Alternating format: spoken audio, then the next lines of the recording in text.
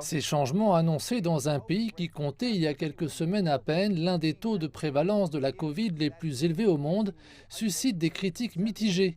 Parmi ces changements, la réduction de la période d'isolement des cas de Covid de 7 à 5 jours pour les patients asymptomatiques.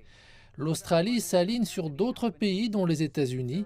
Le Premier ministre australien Anthony Albanese a déclaré que les dirigeants des États et des territoires acceptaient ce changement sur la base des recommandations émises par le médecin-chef du pays. Quant aux différents groupes commerciaux, ils ont salué la réduction de la période d'isolement, de nombreuses entreprises faisant face à des effectifs réduits. Ensuite, à partir du 9 septembre, les passagers ne seront plus tenus de porter le masque sur des vols domestiques. Maintenant, l'Australian Medical Association se dit intriguée par la modification annoncée pour la durée de la période d'isolement et a demandé à voir les conseils du gouvernement. Elle dément la désinformation selon laquelle la Covid a le même impact qu'un rhume ou qu'une grippe, surtout compte tenu de l'impact à long terme que la Covid a sur la main-d'œuvre. L'un des principaux épidémiologistes du pays a déclaré que la levée des restrictions était motivée par la politique plutôt que par la science, affirmant qu'elle entraînerait l'infection d'un plus grand nombre de personnes qui autrement auraient pu l'éviter.